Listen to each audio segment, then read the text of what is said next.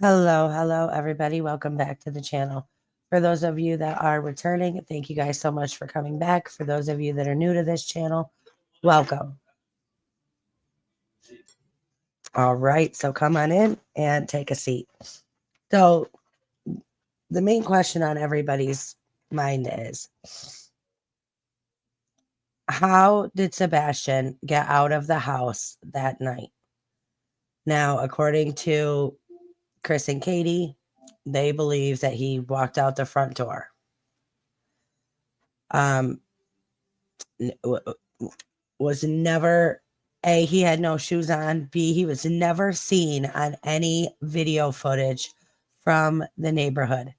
So if he walked out that night, or if he did in fact, if he was in fact home that night, like Katie said, they went home, she put him to bed at 9 o'clock. If all that is true, then how did Sebastian just vanish?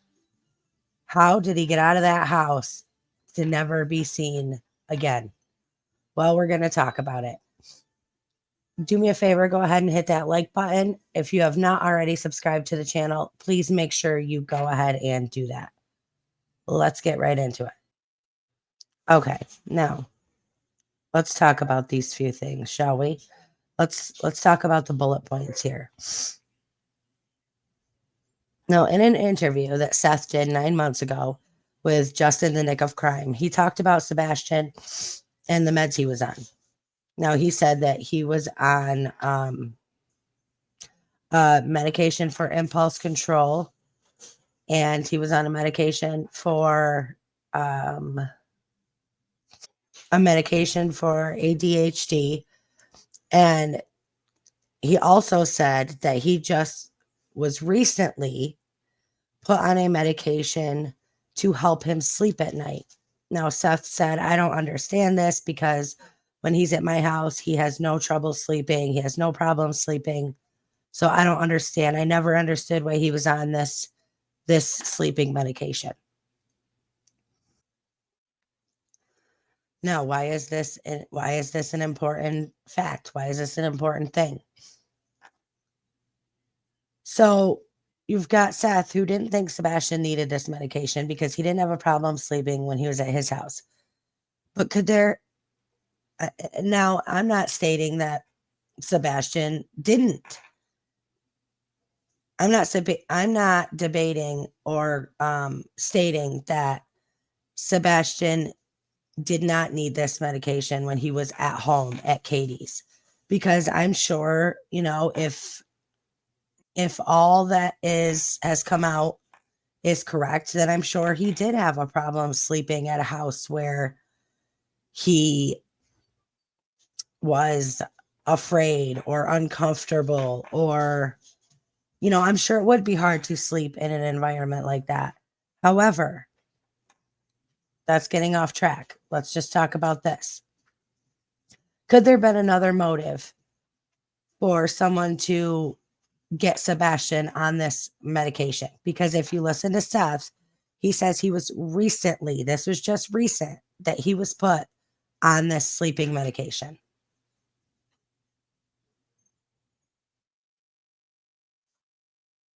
Now, the scent dogs never picked up. Now, this is huge. Okay, this is huge. The scent dogs never, let me make that clear, never picked up a scent outside of the home. Not once. Now, Chris and Katie are going around claiming that the dogs hit outside of the house. But according to Ellie, the dogs never picked up Sebastian's scent outside of that house. So, why would Chris and Katie say that they did? Because if they go around saying, listen, the dogs picked up a scent outside of the house, that would mean it was a possibility that Sebastian did in fact walk out of his house that night barefoot. Okay. But according to Ellie, Sebastian's scent was never picked up outside of that house. So what does that mean? So we can conclude that there is no way that Sebastian walked barefoot out of that house that night, because if he had, a scent would have been detected by the canine dogs. A scent would have been picked up. That means that if Sebastian was in fact home that night, like Katie claimed, then he was taken out of that house either in a vehicle or in something like, let's say, a wooden trunk or chest. Now, if we are supposed to believe that he was in fact there that night and Katie put him to bed, then there is no way that he could have walked out of that house and he in fact was taken from that house in another way. Unless he was, I mean, if we know he didn't walk out of that house and he wasn't taken out of that house by any other means, i.e. a wooden chest, a vehicle, then the only other way he would have just vanished from that house is if he was abducted by aliens. And I don't think that's the case. Now, let's get back to being serious for a minute here.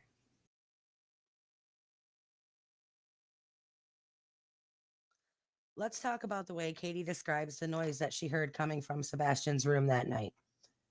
She describes it as a thud. Now, what comes to mind when you hear a thud? A lot of the time it's associated with someone or something falling. Now, obviously not something that is breakable, obviously not something that is glass, obviously not something that is metal, because that would have been described as more of a smashing or a crashing sound. But she used the word thud. Now, she didn't get up and go see what it was because she was busy on the phone with her husband, right? That's what she says. Now, getting back to this medication. Now, again, everything in this video is my opinion based off of the information that I have learned, based off of the observation that I have gained from listening to and seeing the people involved speak out in interviews. This is all my opinion. Everything is alleged. Now, could Sebastian, now let's just say, could Sebastian have been given a little extra of that sleeping medication to make sure that it knocked him out? So he could be more easily moved out of the house, put into something, say one of the wooden chests that Katie has all over her house, to remove him from the house. So could he have been given that a little extra of that medication to make sure it did knock him out, so he could be more easily put into something? I don't know. But now let's go to those lights that were outside that night at 3 a.m. where Chris actually said that, oh, that's been confirmed that it was a garbage truck.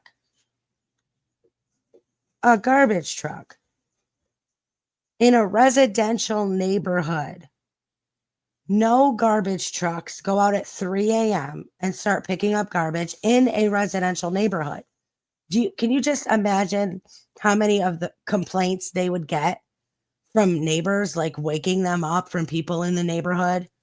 I mean, I've never in my life heard of garbage being picked up in a residential neighborhood at 3 a.m. Now, so the latest CPS visit that I went over in my video yesterday, Chris said that incident where Sebastian came home from school, he didn't have a belt on. I said, "Where's your belt?" He said, "I don't have it." And Chris goes, "Whack." And he whacked him. And Sebastian went to school, told school about it. They told CPS. CPS then showed up at the door. Now, Chris said himself that Sebastian was 15 years old when that call happened, when that CPS visit happened. I just found out that Sebastian's birthday is December 7th. So this happened, and Sebastian went missing in February.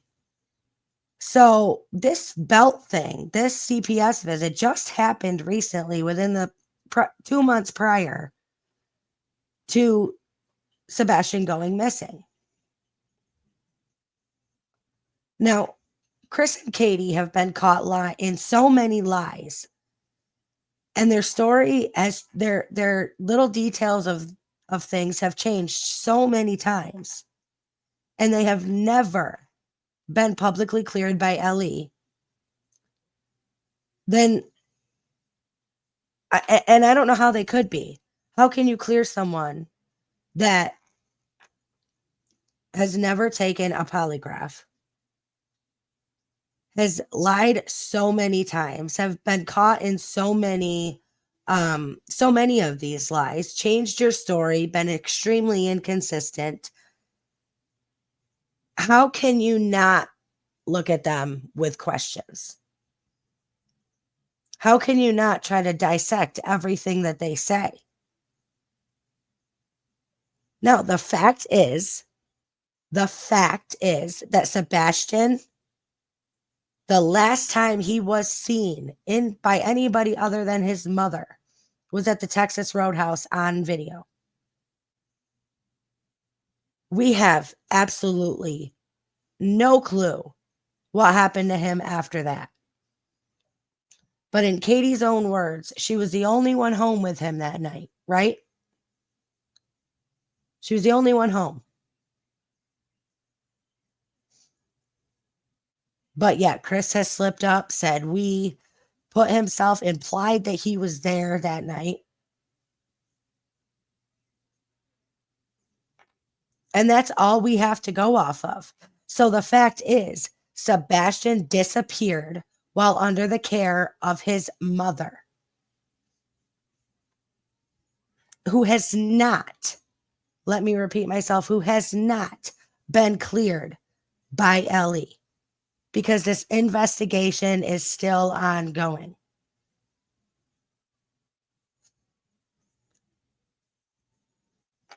Now, those lights that Chris wanted to claim that was a trash truck, a lot of people believe it's 2 flashlights out there.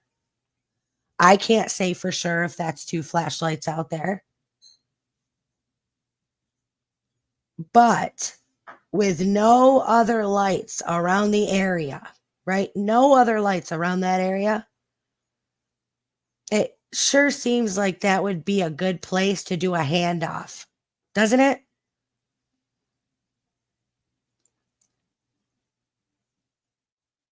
Now let me also bring up this point real quick, that Chris said in one of the interviews that he was filling in for someone on their shift, and their shift was noon to midnight. Now Katie claims, and he's a crane operator. Now Katie claims that she was on the phone with Chris from 9 to midnight that night.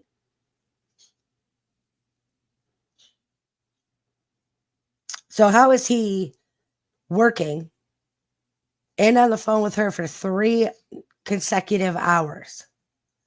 And let me just put this little thing out there. Just because his truck didn't go home that night does not mean Chris did not go home that night. The fact is, the cops haven't come out and cleared anybody. The cops have not come out and said, listen, these people are innocent. We've vetted them. We've investigated them. Everything is on the up and up. They have not. And Chris wanted to say, oh, that's because of it's an active investigation. That's baloney. Do you know how many investigations that are going on out there, and people are cleared in those investigations before the investigation is over? But that has not happened in this case. So I will go back to my original point in this video.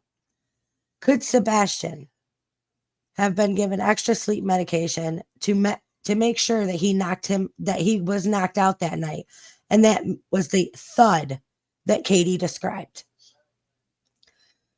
Was he put into a wooden chest or trunk or any other means to be removed from the house that night? Because he sure as shit didn't walk out the front door and not have a scent get picked up.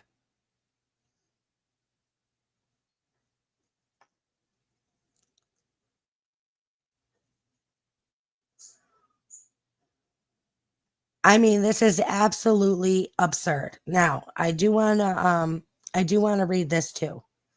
Now, I had put this out as a community post, but I'm going to put it on here so more people hear it, because I think more people need to hear it.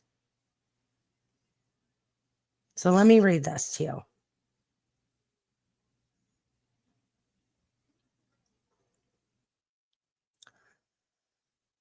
Now, I posted this earlier today.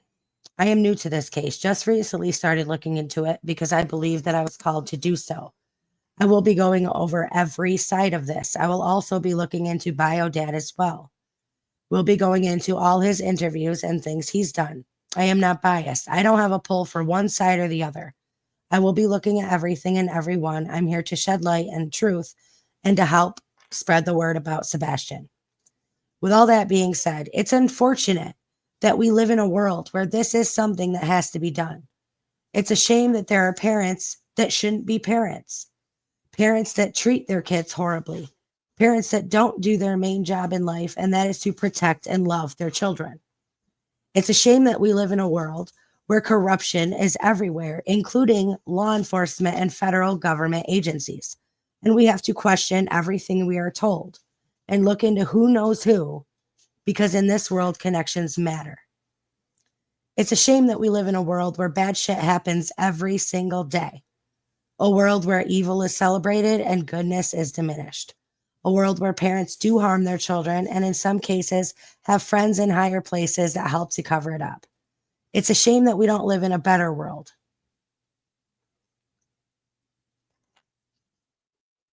It's a shame that we have to talk about missing children and what could have possibly happened to them. But until the world changes and the people in it change, the best thing that we can do, what the good people need to do,